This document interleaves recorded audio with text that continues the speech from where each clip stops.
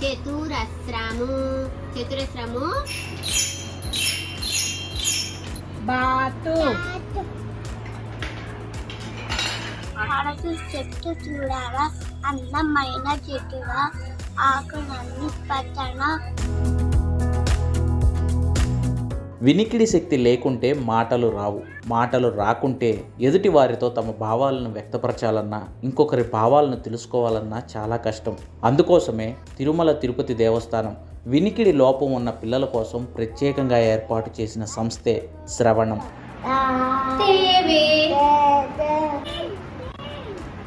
అమ్మాయిలు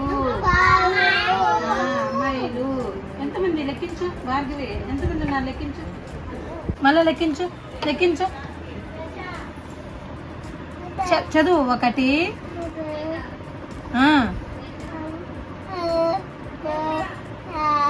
వాక్యం చదువు.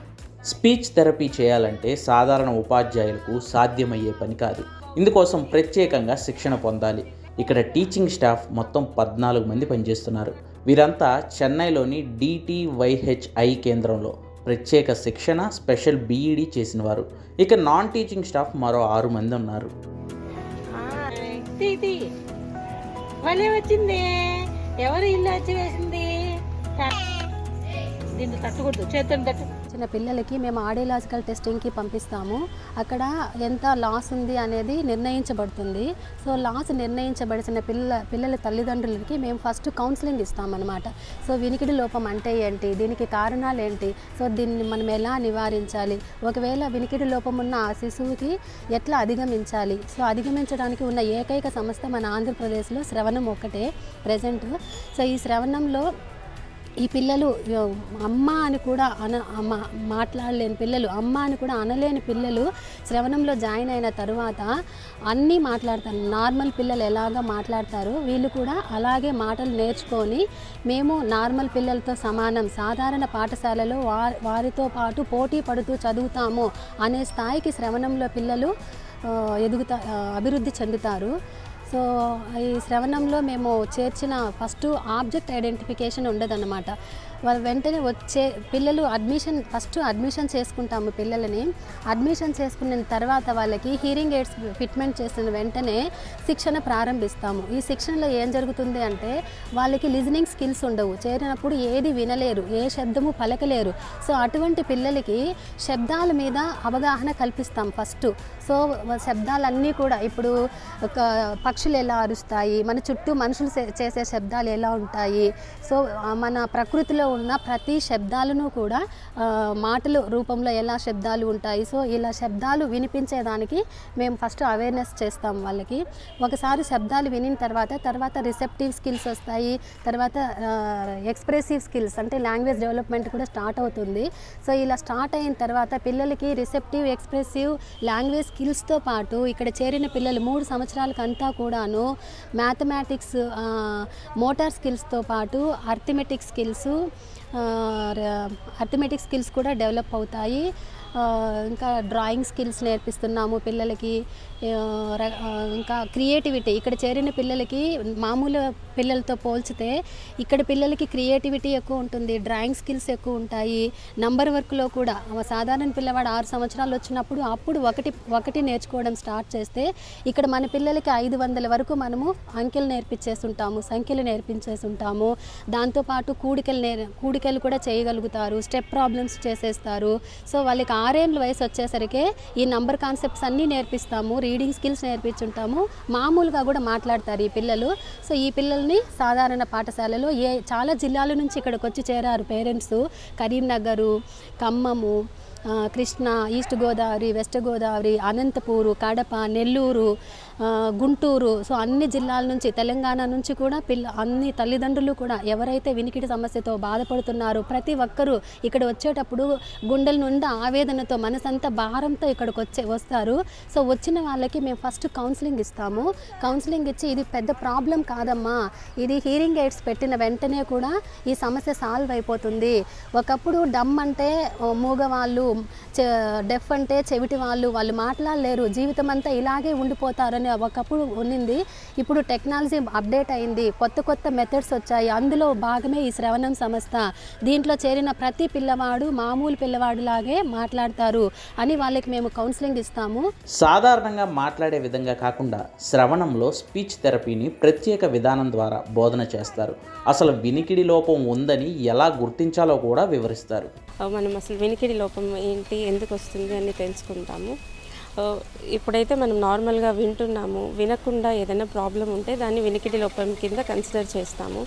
ఈ వినికిడి లోపం అనేది వినికిడి శక్తి మనకి 3 నెలల గర్భం నుంచే మనకి వినికిడి శక్తి మొదలవుతుంది.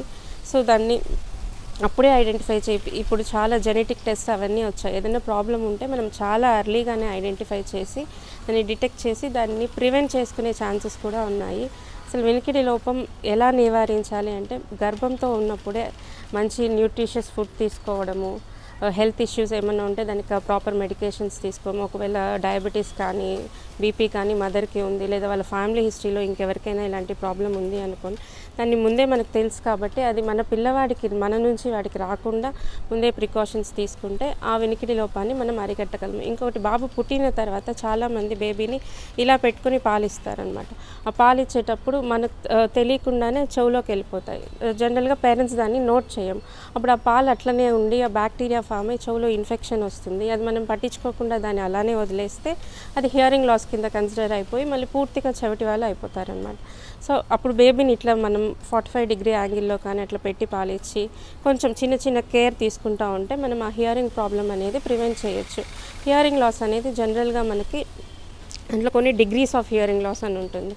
0 to 15 dB వరకు వింటే అది నార్మల్, 15 to 25 వచ్చేసి minimal loss, 25 to 40 mild, 40 to 55 moderate అలా ఉంటుందన్నమాట. ఎప్పుడైతే అది 100 dB దాటిందంటే అది ప్రొఫౌండ్ హియరింగ్ లాస్ ఉంటుంది. మనం చిన్నపిల్లల్లో వెంటనే మనకి చాలా ఎక్విప్మెంట్స్ ఉన్నాయి, డిఫరెంట్ టైప్ ఆఫ్ ఎక్విప్మెంట్స్ ఉన్నాయి. బాబు పుట్టిన వెంటనే న్యూ బార్న్ బేబీకి కూడా స్క్రీన్ చేసే ఎక్విప్మెంట్ మనకు ఉన్నాయి. దాన్ని OAE అంటాం అనమాట. ఆ OAE మిషన్ పెట్టేసి మనం చెవులో సౌండ్ని ప్రజెంట్ చేస్తాం. అప్పుడు ఒకవేళ బాబు రెస్పాన్స్ లేదు అంటే దాంట్లో రెఫర్ అని వస్తుంది. రెఫర్ అని వచ్చినప్పుడు మళ్ళీ ఒక 3 months వెయిట్ చేసి మళ్ళీ రీఅసెస్ చేస్తాం. మళ్ళీ కూడా అదే పాస్ వచ్చిందంటే నో ప్రాబ్లం, మళ్ళీ రెఫర్ వచ్చిందంటే బెరా అని ఇంకొంచెం అడ్వాన్స్డ్ ఉంటుంది. ఆ బెరా ఎక్విప్మెంట్లో మనం ఏం టెస్ట్ చేస్తామంటే బాబుని పడుకోబెట్టేసి బాబుతో రెస్పాన్స్ పని లేకుండా డైరెక్ట్ బ్రెయిన్ నుంచి తీసుకుంటుంది అనమాట రెస్పాన్స్. సో అందులో మనకి ఎగ్జాక్ట్గా ఎంత % ప్రాబ్లం ఉందా లేదా అని తెలుస్తుంది. ప్రాబ్లం ఉంది అని ఐడెంటిఫై అయింది. సో అర్లీ స్టేజ్లోనే మనకి కాక్లియర్ ఇంప్లాంటేషన్ అని ఉంది. కాక్లియర్ ఇంప్లాంటేషన్ అంటే ఇప్పుడు కాక్లియర్ చెవులో ఇన్నర్ ఇయర్, మిడిల్ ఇయర్ అని ఉంటుంది. మిడిల్ ఇయర్ వరకు మనము మెడిసిన్స్తో ట్రీట్ చేసుకోవచ్చు. ఎప్పుడైతే 100 dB దాటిందంటే ఇన్నర్ ఇయర్ ఇన్వాల్వ్మెంట్ ఉంటుంది. అప్పుడు కాక్లియర్ ఫంక్షనింగ్ ఉండదన్నమాట. సో అప్పుడు వాళ్ళు ఇంప్లాంట్ పెడతారు, లోపల ఇంప్లాంట్ పెట్టి బయట హియరింగ్ ఎయిడ్ రిసీవర్ ఉంటుంది. సో దానివల్ల క్లారిటీ అనేది చాలా బాగా వస్తుంది, బాబు బాగా వింటాడు, స్పీచ్ మనలాగా వస్తుంది, నియర్ నార్మల్ స్పీచ్ వస్తుంది. దీంట్లో మనకి ఇది కాక్లియర్ ఇంప్లాంటేషన్ అనేది 15 lakhs పడుతుంది ఈజీగా. ఇది మన గవర్నమెంట్ 0 to 3 years పిల్లలకైతే 2 చెవులు ఫ్రీగా సర్జరీ చేస్తారు. 3 to 5 years పిల్లలకి లేదా 3 to 6 years వరకు పిల్లలకి అయితే ఒక చెవి ఫ్రీగా చేస్తారు. ఇది సర్జరీ చేస్తేనే మాటలు వస్తాయని కాదు, సర్జరీ చేసిన తర్వాత థెరపీ అనేది మోస్ట్ ఇంపార్టెంట్ అనమాట, ఆడిటరీ వర్బల్ థెరపీ. సో ఇప్పుడు పూర్తిగా వినని పిల్లలకి సడన్గా మాటలు రావు, ప్రతి శబ్దం ఎలా పలకాలి అని నేర్పించి దానికి మనం ట్రైనింగ్ ఇప్పించాలి. సో కాక్లియర్ ఇంప్లాంటేషన్కి ఎవరైతే వెళ్ళలేకపోతారో వాళ్ళకి వేరే హెల్త్ ప్రాబ్లమ్స్ కానీ ఇంకేమైనా వాళ్ళకి మనము హియరింగ్ ఎయిడ్స్ అడ్వైస్ చేస్తాం. హియరింగ్ ఎయిడ్స్ అనేది 6 years పిల్లల నుంచి మనం పెట్టచ్చు, ఇంకా ముందు నుంచే పెట్టచ్చు. హియరింగ్ ఎయిడ్స్ పెట్టి వాళ్ళకి కరెక్ట్ ట్రైనింగ్ ఇస్తే స్పీచ్ వాళ్ళకు కూడా బాగా వస్తుంది. హియరింగ్ ఎయిడ్స్లో కూడా మంచి హియరింగ్ ఎయిడ్స్ పెట్టి వాటికి కరెక్ట్ ప్రోగ్రామ్ ఇచ్చి పేరెంట్స్కి ట్రైనింగ్ ఇచ్చి వాళ్ళకి ఈ విధంగా ఈ పదం ఇలా పలకాలి, ఇది ఇలా పలకాలి అని చెప్పి మా మెయిన్ మోటివ్ ఏమంటే సైగలకి అలవాటు పడకుండా విని మాట్లాడగలిగేలాగా మేము ట్రైనింగ్ ఇస్తాము. పిల్లలు చెవుడు, మూగ అనే వైకల్యం నుంచి బయటపడాలి అంటే శ్రవణం ఓ మంచి మార్గం. ఇక్కడ కుల మతాలకు అతీతంగా తిరుమల తిరుపతి దేవస్థానం పిల్లలను అడ్మిట్ చేసుకుని శిక్షణను అందిస్తోంది.